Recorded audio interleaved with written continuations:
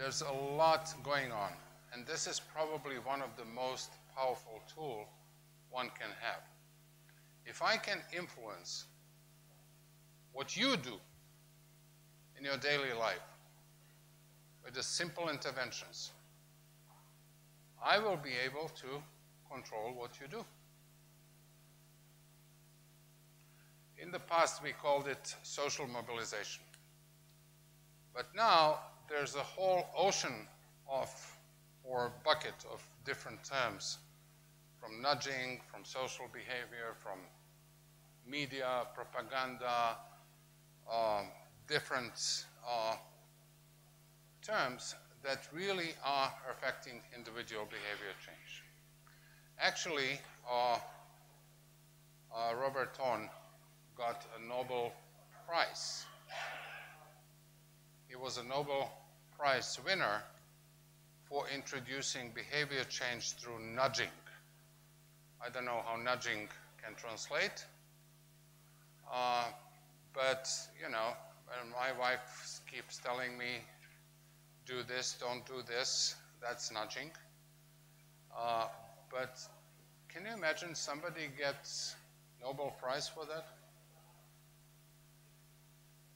It means that so much can be achieved through these strategies. So it is only one of control knobs that we have on our disposal to achieve our ultimate objective. So let me quickly go through the theories, the latest knowledge that was summarized in 2015 World Development Report of the World Bank for behavior change, what the concepts are, and then we will ask Mickey to give you some concrete examples, particularly on how do you change behavior that will complement your immunization EPI program. Okay? So let's use some examples what behaviors you want to change. You heard about vaccine hesitancy, when people don't want to be vaccinated. Okay? There's a lot going on in the world with vaccine hesitancy. You know, you have your DPT-1 90% and your DPT-3s 70%. There's a problem, right? Or some people say, why should I immunize my kid? Because of measles, it creates autism, which is not true, but they just don't want to do it. Or, how about smoking? You can regulate, you're not allowed to smoke in the public places, but can you smoke outside? Well, sure. And we are happy to sell you the cigarettes and collect tax out of it. TB, HIV, there's a lot of stigma going around these two diseases. How do we change people's perception about people with TB and HIV? It's very difficult, right? A lot of drug resistance comes from lack of compliance with the drug regime. So people stop taking drugs as soon as they feel better, and then you create drug resistance. How do you make them continue using drugs? You can't really regulate it. You can't put them in prison for not taking their pills. You can't punish them, but you want them to comply, because you don't want them to come to multi-drug resistance. How do providers change their attitudes towards clients? We saw some of the examples in a provider payment mechanism that Dr. Emiko, used for RJ, who was a patient, and she was paid in a different way. But is there a different way that we don't have to pay somebody to be nice to the patient? What's going on? Oh.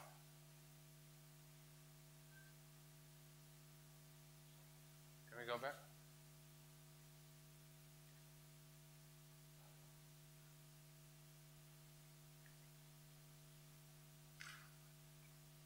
Just go back. Here on top.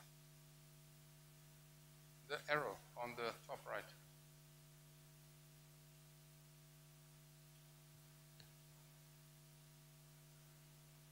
It doesn't like you? Close it, open a new one. Yeah. Okay.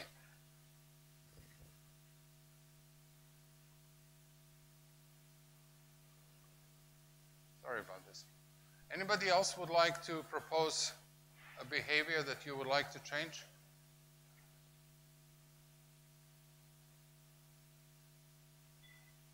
Drinking and driving? Seatbelts? Anything else?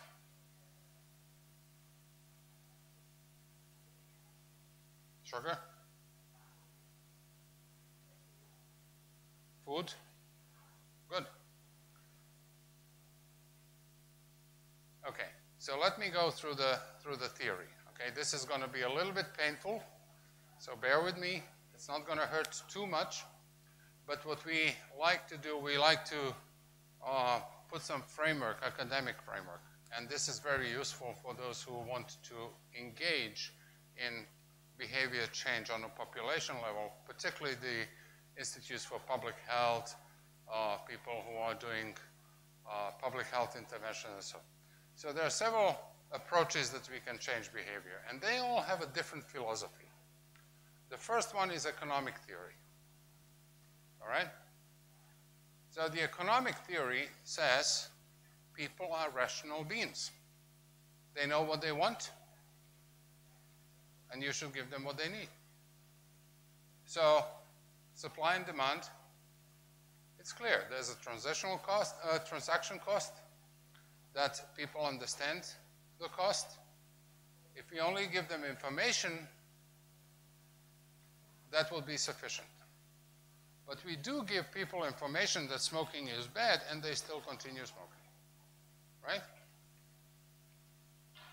So the first one is really economic theory, and that's all about taxation, that's about provider payment mechanism, real costs, supply and demand. Does information really change people's behavior? And I can tell you the results are very mixed. Sometimes it does, sometimes it doesn't. There was an example where on the menu you put low-calorie sandwiches in front and high-calorie in the back. People will eat low-calorie sandwiches. But if we switch and we put high-calorie sandwiches in front and low-calorie in the back, people will eat high-calorie. Meaning information really didn't matter. It's the placement of the product and convenience that really matters. Ecological theory. So the first one was economic, right? Supply, demand. You like it, you pay for it. The second one is, how do we change our behavior? We are influenced by everything, by our friends, by our colleagues, by social media, by what people do, by other co-workers, and so on and so on. So if everybody is doing it differently, we will adjust, and we will change our behavior and do the things same. There was one very interesting experiment. It was funny. On YouTube, I found it. So there was a waiting room, and there were like 10 patients waiting. And this woman came, and she took a seat, and she's waiting. And everybody is reading their newspapers, doing whatever. Then the bell rings, and all the patients stood up.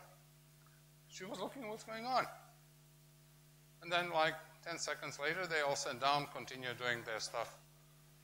She didn't know that these are all actors. Another 2 minutes goes by, there's a bell, everybody stands up, and she's again looking what's going on. Everybody sits down. You know, this guy answers the phone, and another patient comes in. The bell rings, everybody stands up, and she stands up too. For no reason. It's just because everybody does it. Then they told her, look, this is experiment, we are just making fun. But it shows that we learn from others, and we try to mimic what others do, and that's how we learn. So if nobody smokes, we probably will not smoke. If nobody drinks, probably that's what we're going to do. If everybody wants to immunize their kid, that's probably what we're going to do. So the first one was economic theory, supply demand. You like it, you buy for it. People are rational beings. Second one is environmental. Everything influences on it. The third one is very interesting. There are people who are doing marketing of different products and behaviors, and they get paid for it. They're professionals. You see it every day on your television with the commercials, with advertisement and stuff like that. So the question is, why can't we learn from them? How do they do marketing? So we can use mass media to sell subsidized products like bed nets, condoms, pills, oral rehydration, salt, and stuff like that. And they can market it well on TV, right? And we can all say, oh, that's something that I need. And they know how to do it. They put the nice music and the clouds and everybody's dancing and you see the smiley and happy faces. Although that oral rehydration salt tastes horrible. But if it's on TV and if it's used well and if the media has done a good job to sell it, then why not? In this approach, you always do your first market research. You test the market. Are they willing to buy it? Are they willing to take it? What are the constraints? What is that is preventing you from using it and stuff like that? And here we have this 4 Ps. What's the product that you're selling? What's the price? What's the placement? And how do you promote it? Here's an example. You want people to eat more salad and vegetables instead of meats and fat, sugary stuff. If you put salad in front of the grocery store rather than in the back, that's what people will buy first. When they come with their basket, they will put more vegetables. By the time they get to the meat, particularly the fat one, you know, with a lot of white, their basket is already full. Well, okay, maybe I'll skip. So just by placing product on a different place in the store, you make people behave differently. You know, if our chef Mark puts nice platters out there with fruits and vegetables, that's what we're going to eat. If we go further, we can get some more fatty stuff in the kitchen, but it's here, it's convenient, and that's what we have for breaks so that we don't fall asleep and be bored by Nadim's presentation, right? I will skip Lebanon case. It's very interesting. It's very nice. It was about breast cancer screening.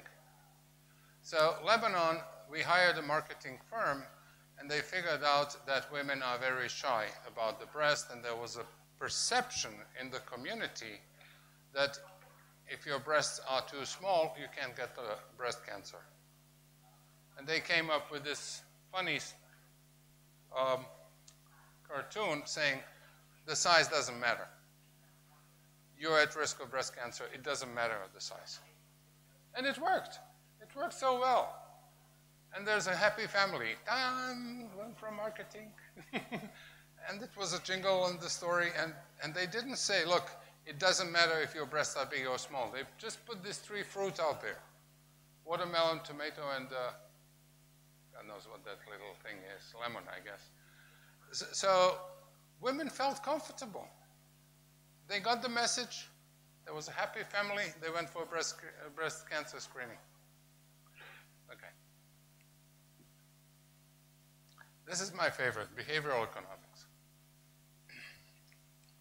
So the first theory was economic theory, right? So that people are rational human beings and they act rationally. Behavioral economics says people are not rational.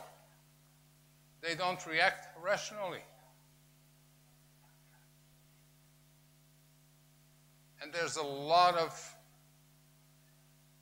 terminology, convenience manipulation, path of least resistance, asymmetric paternalism, default matter, ignore it.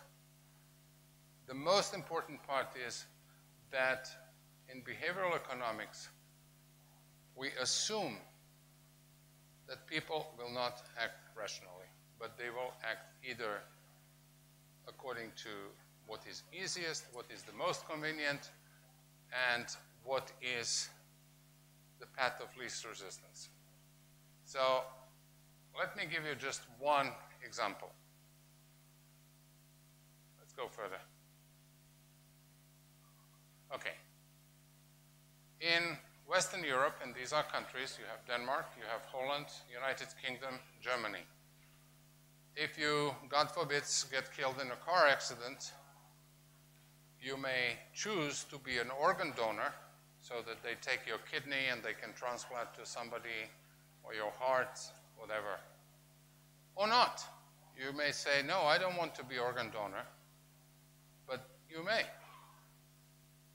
In these countries on the left, so you have Denmark, Holland, UK, and Germany.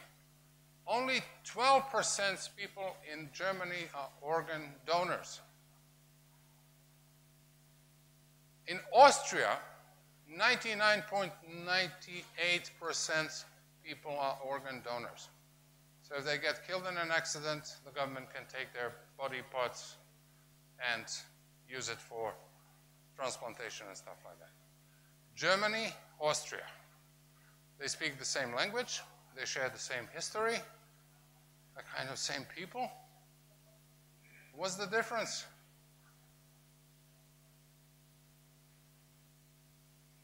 What's the difference, Susan? Yeah. So what do you think? What's the difference? Why Germany has so low organ donors? And Austria has high.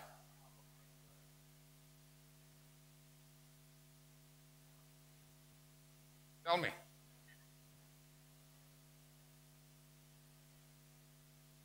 Yeah, it's coming.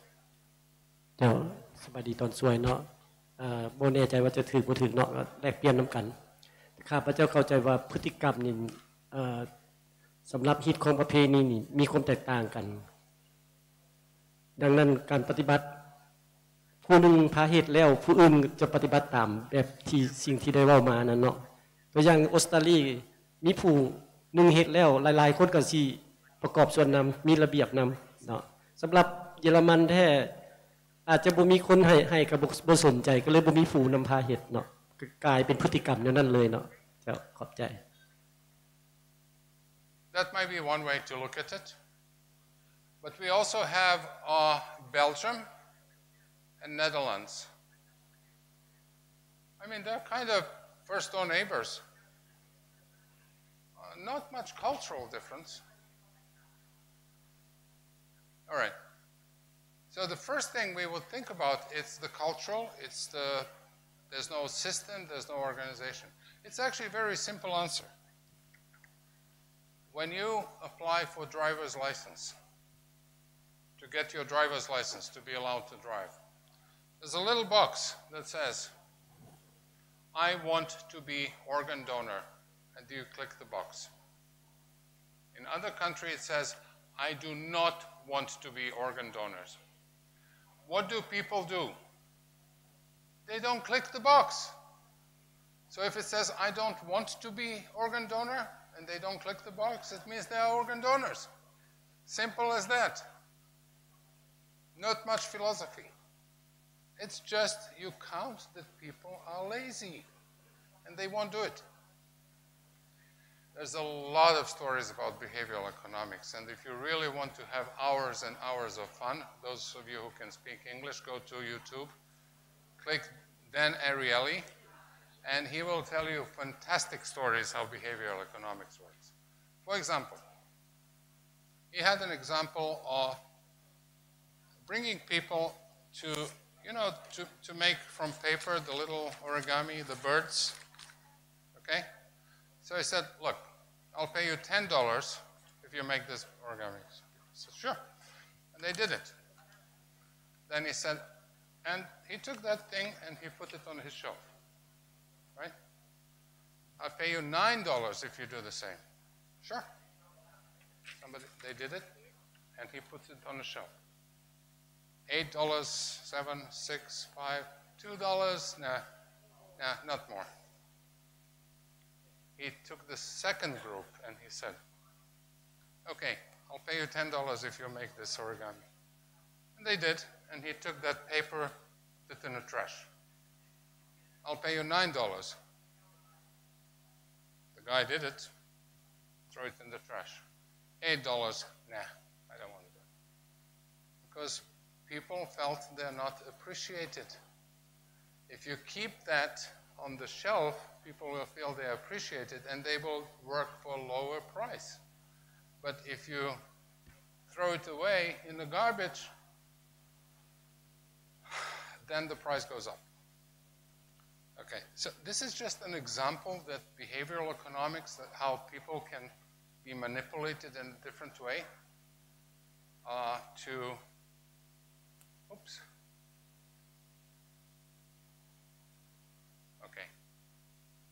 act in a different way when they don't really even realize they're manipulated. And then the last theory, so the first one was economic theory, right? Supply demand, you like it, you pay for it. Second one is everything is influencing us. Our friends, that's ecological theory, right? The third one was learning from marketing, learning from those who know how to do it. The fourth one was behavioral economics. People are not rational. They go with the least resistance path and they have different abilities to be appreciated or not appreciated. And the last one is learning from games. Now, games is something that is becoming very popular with electronic media. So there's a lot of games that you play on your iPhones or iPads, and if you have little children, they love to play these games. These games have certain addiction. So there's now even a term that you're addict to a computer game, and there are some serious health problems that people sit in their basement and spend hours and hours playing games, particularly online games. So why are they addicted to that? Because there's certain pleasure. When I was a little bit younger, I was traveling very much. And I had Lufthansa Senator Gold card. Because each flight, I would get certain points for my flight, and I would upgrade my status, and I could go to the lounge, which really doesn't matter, but I had the gold card. I felt so good. Now that I don't travel that much, I'm silver. Not good. I would like to be gold, so I would like to travel more. Just to have that gold card, because it feels good. So there's a lot of addiction that is coming from having that status achieved, right? There's also something we call appointment dynamic. There was a game, I think it was a Japanese, that you wake up in the morning and you have your flowers on your iPhone and you have to water them every morning. If you forget to water them that morning, next day the flowers will die and you feel bad. It's just an iPhone, it's nothing real, but you come into habit that every morning when you have your coffee and you wake up and before you go to work, you water your iPhone flowers. You felt great, right? Amex Gold Card, progression dynamics, communal discovery. These are all different strategies that you can influence people's behavior, and they're well accepting. There was a case in, I think it was Brazil, where they had a problem with people complying with the TV drugs regime. So they gave them the card that after the first month they complete this drug regime, they will get this number of points. And then when they finish the second term, which is after 3 months, they will get the silver status. And then after 6 months, they get the gold status. Wow. People loved it, and they got the different cards.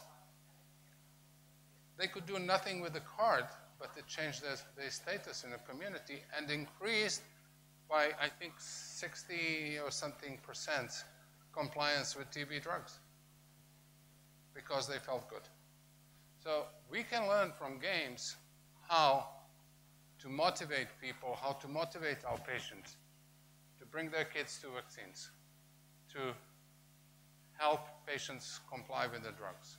If we, for example, have on a very specific date fixed appointment for vaccine, it may change the perception of the mother that she should come and bring the child for vaccine.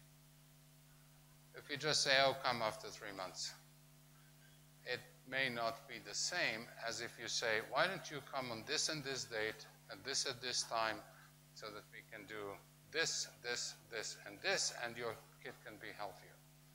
That by itself doesn't cost anything, doesn't change anything, but influences the perception that you are important, that you matter, that achieving this status is a next milestone that you want to achieve. It's not related to money, it's not related to incentives, it's not related to payment, but it's related to how people perceive you. Mickey? So, any questions before we go to specifics on immunization about the behavior change and persuasion and these strategies? I can tell forever the different stories about behavioral economics, and it's really fun to watch.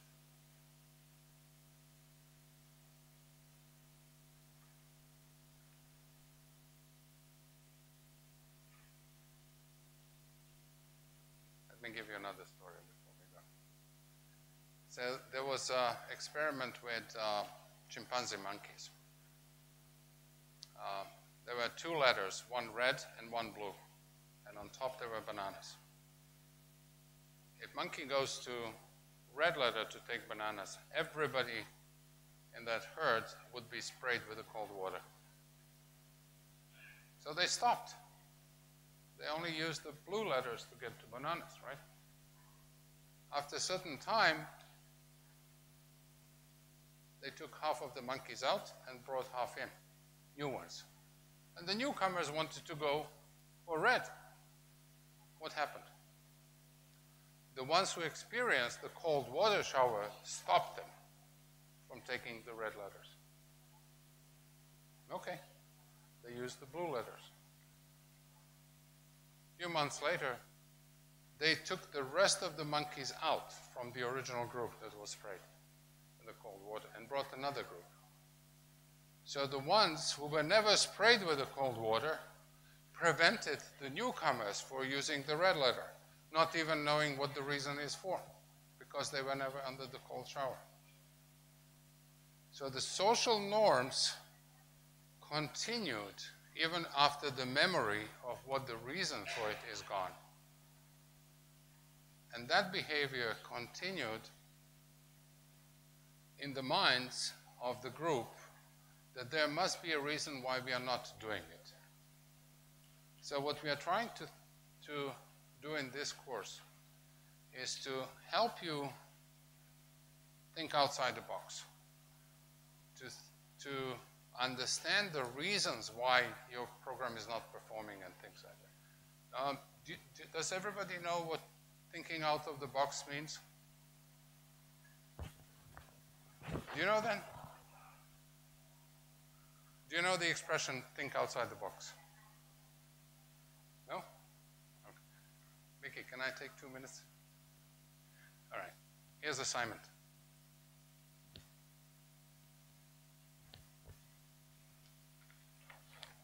Oi. All right. So there are 9 dots. This is very fun. 1, 2, 3, 4, 5, 6, 7, 8, 9.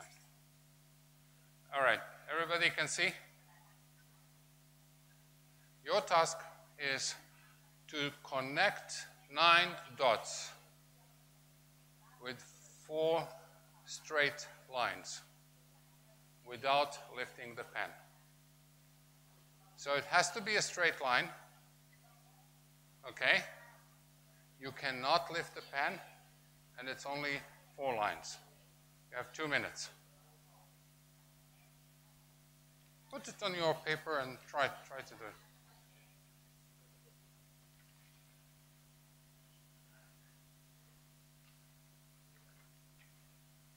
And I can tell you, you can do it in more than one way.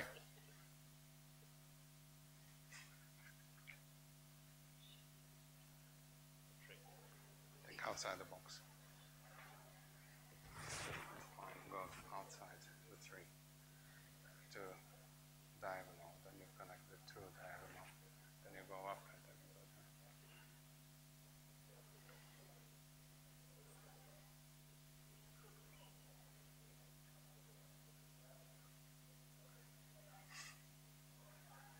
Okay, let me help you.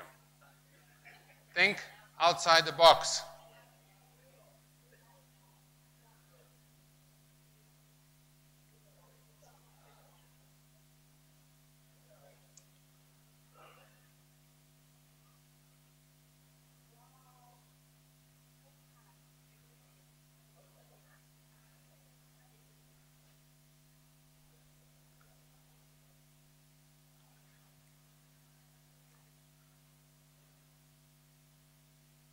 Difficult? Okay. Let me help you. So the norm that we have in our head is that this is a box. Nobody said this is a box, right? We just think it's a box. Ready? Line number 1. Line number 2. Line number 3. And line number 4. Think outside the box. Nobody said to stay in here, right?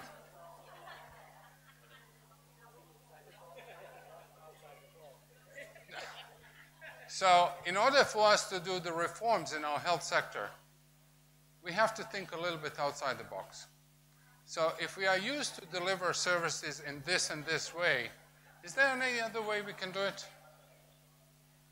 Is there something that we didn't think about?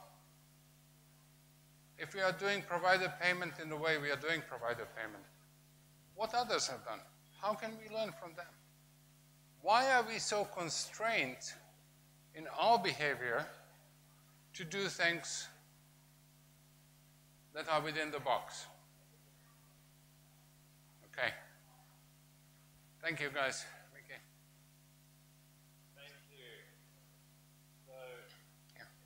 Thanks to Nadim.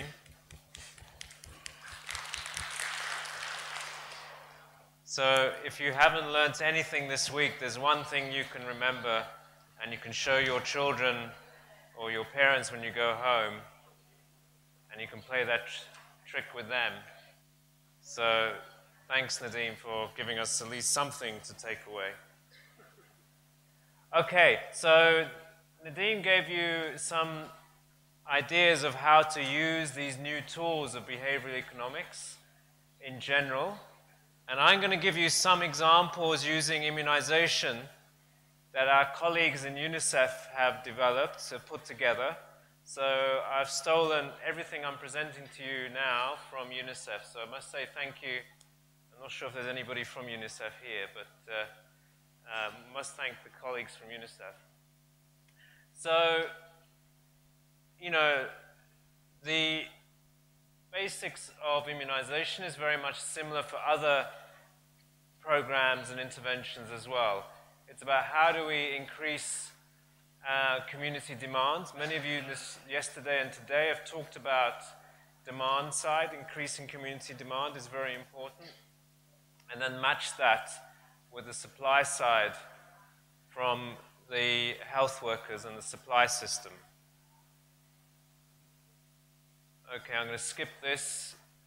One of the first points to make, the first point I want to make in my presentation to you is you must start to understand the reasons why what goes on in the minds of both the community and the mothers and fathers, as well as from the health workers and the supply side. So this is one example of where they looked at some of the reasons why immunization coverage was not very high or not very good. So this is the first step you need to do, is to better understand the barriers and challenges both from the demand side and the supply side. Okay? Then you can start to think about put them into broad buckets or broad areas in terms of your supply and demand. Whether it's in terms of the caregivers, communities' behaviors, and whether it's in terms of supply chains and health worker motivation and so forth. So your causal diagram should lead you to some broad insights into the main causes and gaps between your demand and your supply. They must be aligned together.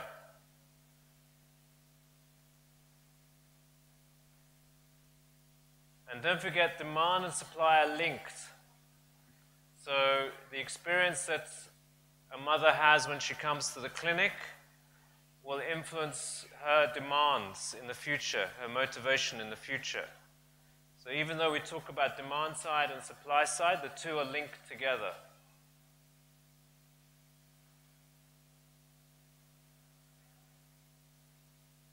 So let me get straight into how we might use behavioral economics and persuasion to address both the demand side and the supply side issues. So let's start.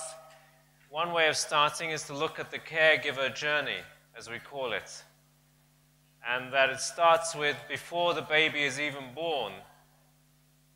Is there a expectation from the mum, from the family, that the child will be immunized? And even if there's an expectation, does the mother know, or the father, the caregiver know where and when to go to get that service? Can they overcome the barriers, both the actual and behavioral barriers, to getting that service? And then when they get to the service, how is the system set up so that they become encouraged to take part in the system and the service? That the supply side issues are there, and that the health worker addresses their questions and their concerns and encourages them to come back, and that afterwards they know when to go, where to go next, and that reinforcement that this is what you should do is not just once you must go a number of times. So this helps you also then to map out where are the barriers for where are things going wrong? Why are people not coming? Or if they're coming, are they getting poor service? Or even after they've left the service, are they not sure about what to do next?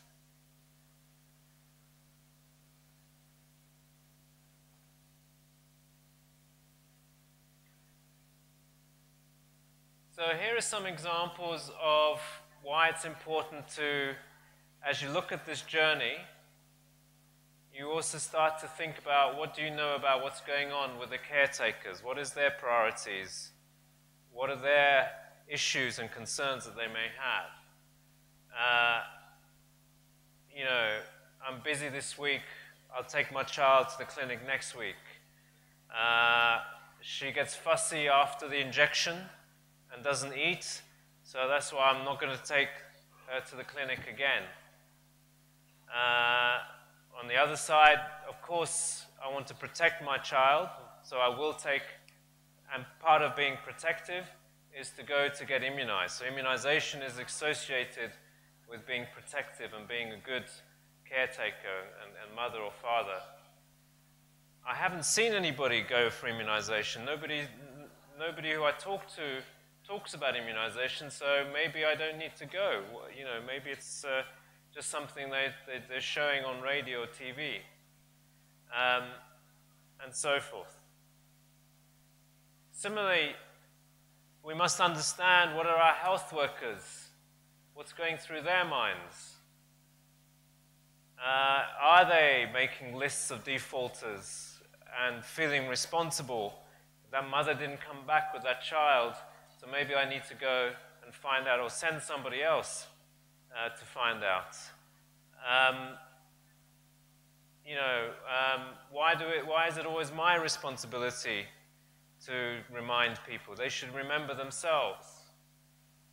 So understanding where is the health worker, what is their motivations, what is their way of thinking about this program is also important before you design your intervention, your behavioral intervention. All right, so let's assume you've done that. You've done your causal map, you've looked at the journey, you've understood some of the key issues that are going on inside the minds of both your health worker and your mother. What tools do you now have to overcome or reduce those barriers? So I'm going to go through a number of what we call biases that are quite often in the minds and behaviors of both the mothers and the caretakers as well as the health workers. So one is what we call the present bias. That people are very much worrying about, the immediate issues that they have, and small barriers will dissuade them from doing the behavior that you want them to do. So the fact that the clinic, you have to carry the baby for 45 minutes is a present barrier. It's a real issue for them, and it makes them reluctant perhaps to go. The lack of trust and reliability of the health system could be another barrier that they have. So one way in which you can overcome this barrier and bias is to actually compensate them for the hardship or the cost, if you like, of what they have for taking the baby to the clinic. And so one way, and it doesn't have to be through money, so this is a study from India where they rewarded the mothers and the caretakers who brought their children and got them fully vaccinated with some lentils, with some food, a food parcel. And they found that the immunization, the full immunization coverage, more than doubled in the arm that received the incentive versus the arm that did not receive the food incentive.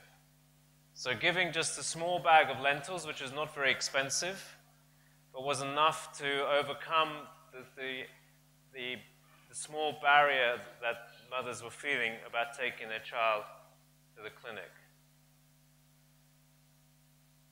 Another barrier that we see quite often is that, especially with busy caretakers, mothers in particular, is that because they have so many things they have to be doing, that they may well overlook or forget about the time they need to go to the clinic for the immunization.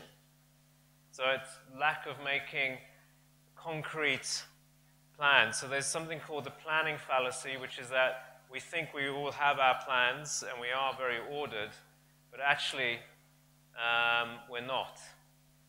And so providing prompts to write down or encouraging people to have a way in which they put it down on paper or have a reminder a day before they're supposed to go or something like that is one way to overcome that fallacy. So a study in the US gave the mothers and the caretakers a small calendar, and they put down in bright colors the mother to write down when to next bring the baby. And even that small intervention improved the coverage rate of mothers coming back in time with their children. So that's an example of a small intervention to overcome the bias of thinking that we have the plans and the diaries already done. Another one which Nadeem mentioned is what we call the default and the choice architecture, it's called. So here, we look to others to see what they're doing, and we quite often will follow what they're doing. So if people who smoke are all going outside and smoking outside, and you're a smoker, then you will tend to go outside as well.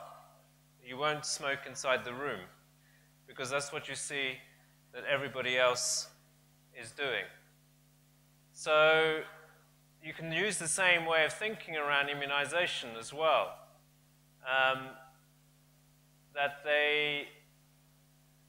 How do we make the decision to get your child immunized something that is felt to be natural and that what everybody else is doing, and it's not something that you really should be having to make a choice around. So an intervention that they did in the US again is that they changed the way in which the pediatrician and the nurse doctor spoke to the mother during pregnancy. So instead of saying to the mother, "Will you have your child immunized?" they changed the dialogue to say, "When you have your child immunized, are you worried about any side effects or anything like that?" So instead of making it a choice, they made it a norm. Does everybody follow the difference? They changed the language, the way in which mothers were told about immunization, that instead of it becoming you have a choice of whether you immunize your child, they made it that it's expected that you will immunize your child. So the way they talked about immunization and made it not just like with the organ transplants, is something which was you're expected to do it, and if you don't want to do it, you have to actively say, "I will not do it." So just changing the way the language and the consultation happened had a massive difference in the resistance, if you like, of, in this case, of the mothers for their child to be immunized. Another example, that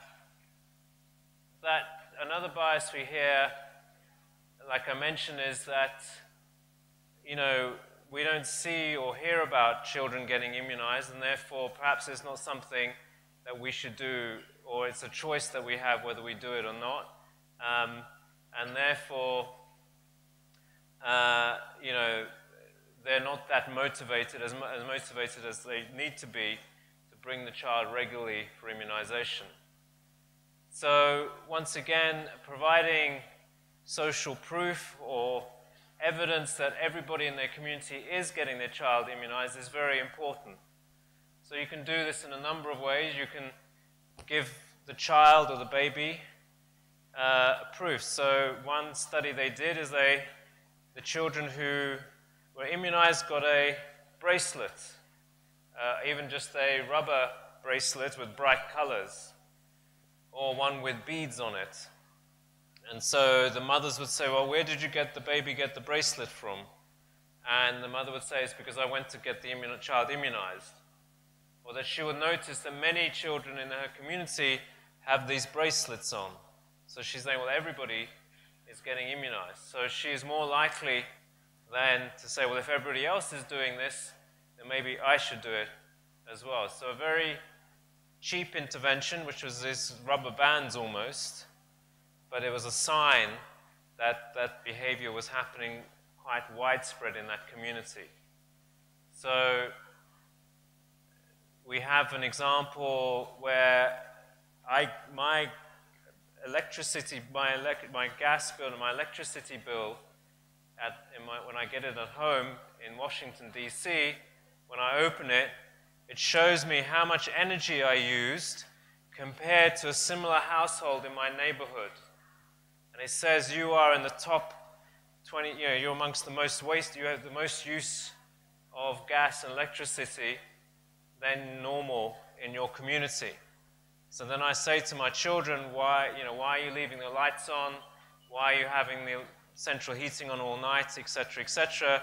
Look, we're doing far too much use of electricity and gas and so forth. It is usually my children's fault. And so when they've done that, when they've provided that information on the energy bills, they found that the energy use went down by 12%. They did the same with doctors in the UK.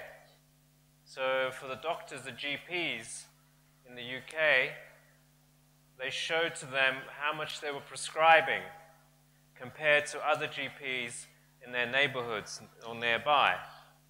And those who were prescribing very high were told that you're amongst the highest prescribers of antibiotics compared to your peers. And just by showing that, the doctors who were on top of the list reduced the number of antibiotics they were prescribing. So giving information about what others like themselves are doing is another way in which you can change and influence behavior.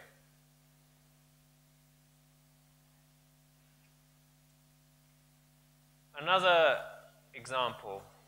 So the bias here is that, there are multiple children, multiple things happening, and that's why sometimes caretakers forget or overlook to bring their child to immunization. So you can do reminders and send reminders that Wednesday or your day that you're supposed to go is coming up. Don't forget, it's 2 days before you have to go. So once again, for me, when I have an appointment with my doctor or dentist in Washington, they send me a message on my phone to say, remember your appointment in 2 days. And then they send me another reminder to say, press 1 to confirm that you're coming tomorrow for your appointment. So when they've done this, they've shown, so they did this for immunization and sent the mothers reminders about when they're supposed to be coming in Africa and Zimbabwe. And they improved coverage in Zimbabwe from 75% to 95% coverage in this trial. So just sending the mother a reminder almost got everyone to come for immunization.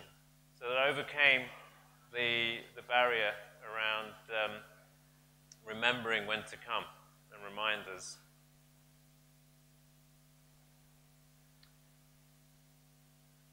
This one is interesting as well, because often, and some of you mentioned this yesterday as well, that if you don't feel that you belong to your community or you don't belong to that health facility is not welcoming,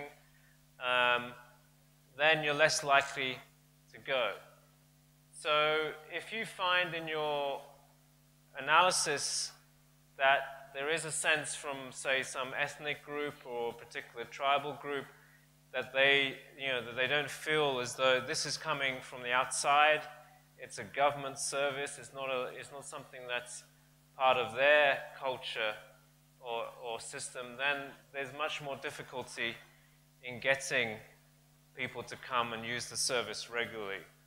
So designing interventions which increase the feeling of belonging to that, the health service is part of their own health service can be a very important intervention to improve coverage. And the way in which we've managed to do that in many different settings is to make the service providers come from that community and make the mothers and the caretakers feel that they belong to that community. So this really all started from a study which was in the US again, where they looked at African American children and college. And because of African American children perform worse at college than the white, because they often feel they don't belong in that college because of the racism that they have in those colleges. So they did a brief intervention with the African American students to make them feel that they actually, the campus and the college was theirs, and that the racism was a sign of the fact that they were now inside the college, and they should see it as a badge that the college was there, that it was theirs, and these people were trying to get them out. So they tried to change the perception from where they didn't feel welcome in their college, and racism and the abuse they got was a sign of that, to one where they felt, no, I belong here, and I'm getting this bad racism because people don't want me to be here, but this is where I belong. So just by changing that feeling of belonging, they improved and they reduced the gap between the white students and the black students by almost a half. So making the mothers and the family and the caretakers feel that the health service is part of their community and it belongs to them can often be an important way of overcoming a barrier which we may not be aware of.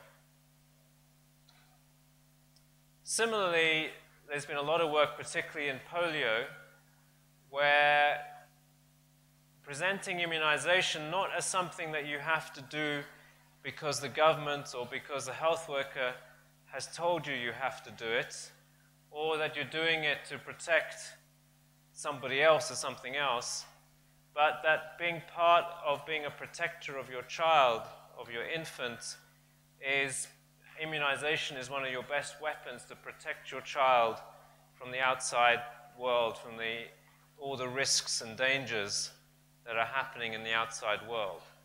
So once again, using language that says immunizing your child is a sign of how you're protecting your child from all the risks and bad things from the outside world is an important way of overcoming or reinforcing a bias that the mother or a caretaker will already have. And so once again, an intervention where the communication and the outreach was really emphasizing the role of immunization as part of the protection of what the mother does for a child. They found that they increased the immunization coverage. This is another example for voting. Sorry, ignore that. Okay, and then let's switch from the mother and the caregiver to the health worker. Because just as there are biases and barriers in the mother about getting service and demand, there are also biases and challenges on the health worker side, which behavioral interventions and economics can also help you to overcome those. And you're familiar with many of these, I'm sure. So one is obviously, the lack of feedback and positive reinforcement can lead to demotivation. So just doing simple things like providing feedback and showing recognition of progress which has been made can be a very useful and important way of improving quality.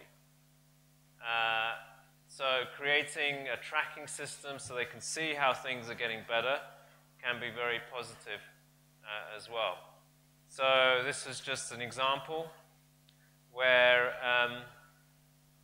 it was about giving recognition incentives for distribution of condoms. And the health worker who managed to sell the most was given not just financial incentive, but also recognition of their better work. And they managed to double, that team managed to double the number of condoms sold than the team that was not given that recognition. Reminders is another one. So reminders is not just to the mothers to come and bring their children. There's also been some interventions where the health worker, every morning when they go into the clinic, They have on their phone or on their tablet a list of people that need to be followed up and reminders that they have to do the follow-up for these people who did not come for their defaulters, if you like, for immunization. In this case, it was for malaria. They were given messages around how to manage the child with malaria, and those who received those simple messages had much better performance and quality of care for managing malaria. So I've just given you a few examples of behavioral interventions which are not expensive, but go beyond just posters and radio and media messages. They go into understanding some of the behavioral understandings of why certain behaviors are there, and then how you may be able to change those behaviors by looking at making the choice the easy choice, or that they feel that everybody else is doing that behavior, so they should do that behavior as well, or by giving some simple tools such as reminders or calendars or simple rewards and recognition. So these are all the types of behavioral interventions which have been proven to work. So the key for you is to understand and unpack what are the different biases that are happening in the minds and in the behaviors of your key population, both your clients as well as your health workers, and then to bring the tools to address, the correct tools to address that bias. Okay? Now, if you're interested in this and you find this fascinating, there are some good publications. There's the website that Nadeem mentioned with the YouTube videos, but then there's also two publications which are free online. You can download them, and it's on your slides. This one they're both from the World Bank, but there are other resources, but these are free online. So this one is looking at behavioral change, preventing risky behaviors. This is a more traditional book, but it does have many behavioral interventions in it. And then the more recent and more cutting-edge one was the World Development Report in 2015, which presented the latest evidence and thinking around some of these behavioral economics, looking in particular at the architecture of how you help people to make choices, as well as then the particular micro-level behavior changes as well. So it's a very easy read, relatively easy read. It's written in quite simple language as well, and it has a very simple framework of how to understand these different approaches. So I highly recommend that you download this publication and have a look and have a read.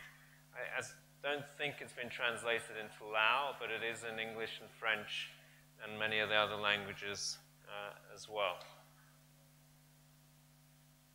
Are there any questions or examples that you may have had or used yourself along these lines?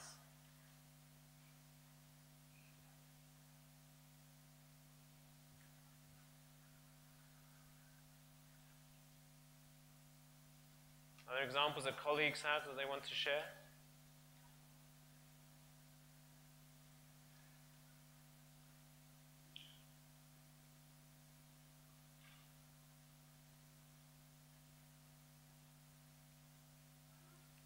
Sure.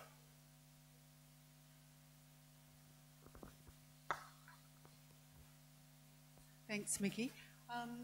Just a couple of examples. They're from higher income countries, but just on infection control, which I find really fascinating because, pretty much every country, it seems to really struggle with the whole infection control, like that basic hand washing issue, which seems ridiculous, particularly in countries where they have good you know, water and sanitation systems and easy access to sinks and, you know, detergents and stuff.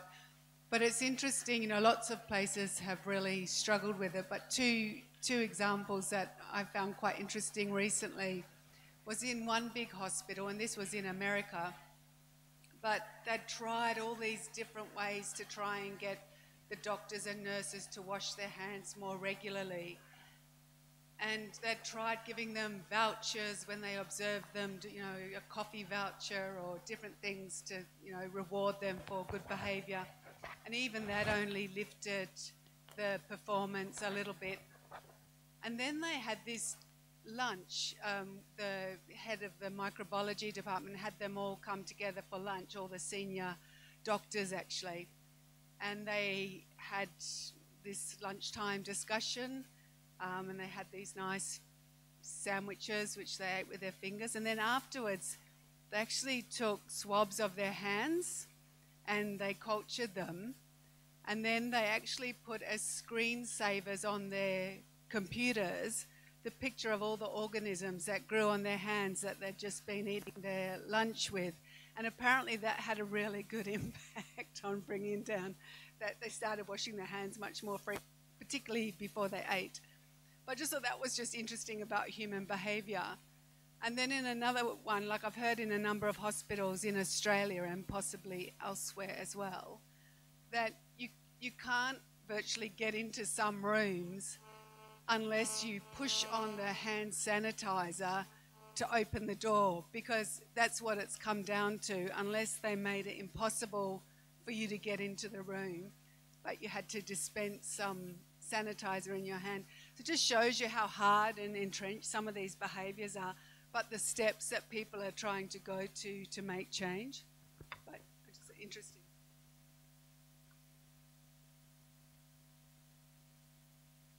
You normally have examples. Do you want to share any?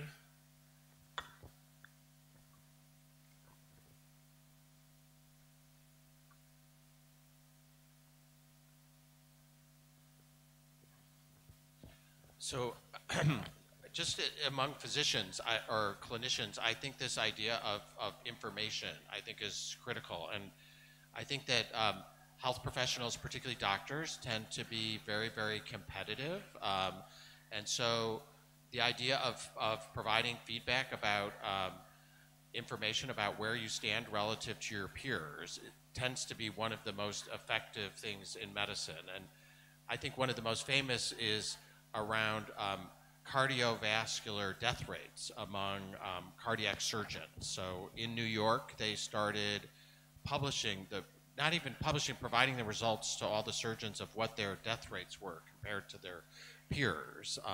And that had a huge effect on their behavior. So I think knowing where you stand relative to your peers in health is one of the most effective interventions that you can do. So, and given that we're going to have a talk tomorrow about the DHIS and the progress that Lao has made on information systems, I think it's very important to think how to use that information more effectively. And so providing feedback to different clinics about where they stand relative to others, I think, can be a very persuasive tool. Yeah, so a key message is that this is not just because it's interesting and fun, but it's really cost effective.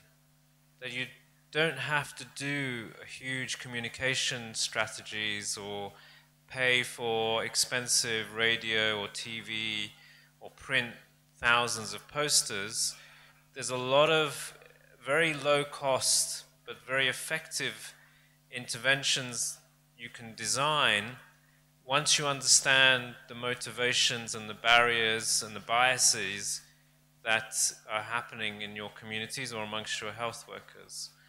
And as both these examples showed, you know, just providing information, but in a way, not just giving information like a bar chart, but giving them an information in a way in which they, particularly comparison with your peers, with your neighbors or with other health workers, is very, very powerful and is not very costly to do. So I think, you know, a couple of the key messages, once again, I want to emphasize one, this is a really effective tool, an important knob, but we don't use it enough.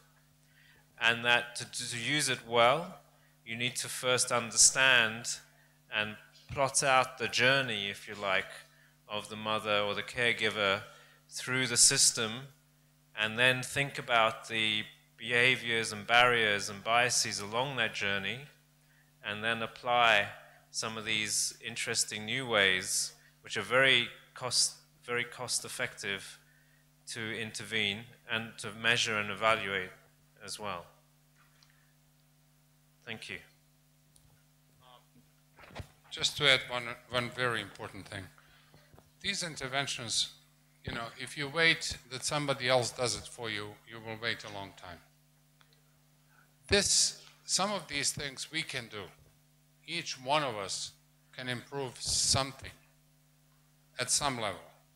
They don't always have these interventions. They don't always have to come from central government authority. There's a lot of innovative things that we as practitioners can do at our workplace, at our district level, at our hospital level, at our health center level, whatever level. And we actually are doing a lot of that, but we just don't do it systematically, and we are not aware of the power that we have in changing people's behavior. Why? Because we never thought of it. So I would really encourage you to think outside the box and to try something when you get back to your work, to do something different, to change people's behavior and to achieve your goal. I was just reminded because last time I came to Laos was 15 years ago to do some work on nutrition, and I know nutrition in this country has come on very quickly because of the leadership, but I know you're doing some behavior change things as well, and maybe we have an example from this table as well. So do you want to go ahead? เจ้ากับบุมีอย่างเนาะมีแต่ว่าอยากแลกเปลี่ยนคำคิดเห็นเนาะเกี่ยวกับการสักสวนเพราะว่าตอนข้าพเจ้าเฮ็ดบทค้นคว้าเนาะตอนจบมาสเตอร์เนาะเกี่ยวกับปัจจัยที่เฮ็ดให้พ่อแม่บ่เอาลูกไปซักยากันมักแดงเนาะซึ่งข้าพเจ้าจะเฮ็ด2ทั้ง qualitative และก็ quantitative และ quantitative นี่แม่นเฮาจะไปศึกษาเฮ็ดเป็นแบบ case control study เนาะก็เห็นได้ว่าปัจจัยที่เฮ็ดให้เขาเจ้าไปซักยาเนาะก็คือเป็นการซักซ้วนกันอยู่ในเพื่อนบ้านน้ำกันเนาะก็คือถ้าเพื่อนบ้านไปก็แม่นข่อยก็ไปถึงว่าข่อยบ่ฮู้ข่อยบ่ได้ฮู้ว่ายาวัคซีนนี้มันดีตรงใดข่อยก็ไปคือกันอันนี้มันเห็นออกมาเวลาเฮาเฮ็ดregression logistic ออกมาเนาะก็เห็นได้ว่าตัวนี้เป็นปัจจัยหลักที่เฮ็ดให้แม่เอาลูกไปซักยาเนาะหลังที่2แม่นการศึกษาของพ่อเนาะคือพ่อนี่คันเว้าอยู่ในทางแถวนอกไปเนาะเขาเจ้าจะมีความเชื่อพ่อถ้าพ่อบ่ให้ไปซักก็คือแม่ก็จะเอาลูกไปซักบ่ได้เนาะจังซี่ตัวนี้จะเป็นปัจจัยหลักอีกอย่างนึงเนาะที่เฮ็ดให้มีผลกระทบต่อการซักยาการพยาธิเนาะและถ้าว่าตัวนี้ข้าพเจ้าจะศึกษาทั้งมืดทั้งโครงประกอบของโครงการซักยาต่างๆเนาะถ้าว่าอยากบรรณาทานสนใจก็อาจจะไปเบิ่งอยู่ใน journal เนาะได้ publish อยู่ใน Vaccine 2010 แล้วเนาะก็เข้าไปได้เนาะเจ้าขอขอบใจ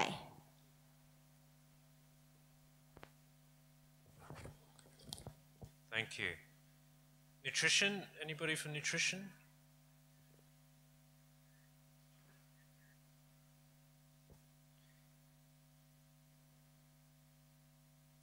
You've been doing some nice work on breastfeeding.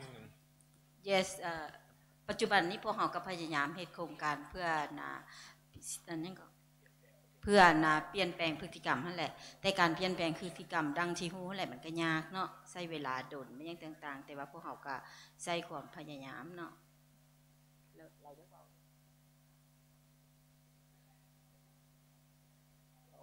มีตัวอย่างพวกเขาก็ได้ให้ความรู้แล้วก็ให้เฮ็ดกิจกรรมหลายๆอย่างเพื่อส่งเสริมเนาะแล้วก็มีตัวแบบมีตัวอย่างคือตัวอย่างเลี้ยงลูกด้วยนมแม่เนาะพวกเขาก็สร้างตัวแบบแล้วก็ปัจจุบันนี้ก็คือว่ามันมีความคืบหน้าดีขึ้นซึ่งเราจะเห็นว่าอัตราการเลี้ยงลูกด้วยนมแม่มันเพิ่มขึ้นเนาะจาก 21% มาเป็น 45%ในปัจจุบันเนาะสิ่งสำคัญที่สุดแม่นต้องสร้างตัวแบบเนาะถ้าว่าเขามีแต่เว้าที่ผ่านมาหันเขามีแต่เว้าผลิตสื่อโฆษณาสุขศึกษาอย่างหลายๆอย่างแต่ว่าเขาบ่มีตัวแบบที่ว่าสามารถเห็นด้วยประจักษ์ตาหันน่ะมันก็เฮ็ดให้อันชุมชนหันน่ะเปลี่ยนพฤติกรรมได้ยากเนาะดังนั้นเขาจะเห็นเป็นตัวอย่างแม่ยังแล้วเขาจะก็มีการเปลี่ยนแปลงไปนำเนาะ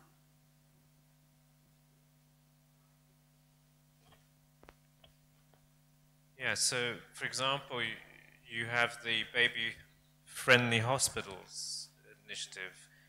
And so what they do in there is that all they've done is to take away any formula feeding in the hospital. But so that the mothers, the expectation is that you breastfeed. So it's just the social norm in the hospital when you deliver is for breastfeeding. So just by making that, they didn't spend lots of money on doing advertising or individual communication to the mother. Just by removing all signs of formula in the hospital means that almost 100% of mothers now start exclusive breastfeeding in the hospital. So that's an example of a behavioral intervention which is changing by looking at changing the architecture of the choice, and so the default choice is to breastfeed because you made it very difficult not to breastfeed in the hospital. So that's an example of you don't have to just do it through education or through one-to-one counseling. You can change behavior by looking at the architecture, if you like, the setting, and making the behavior that you want to encourage the much more easier behavior to do than the so-called bad behavior. Okay? All right, thank you everybody. Let's break for coffee and we'll come back at 3 o'clock.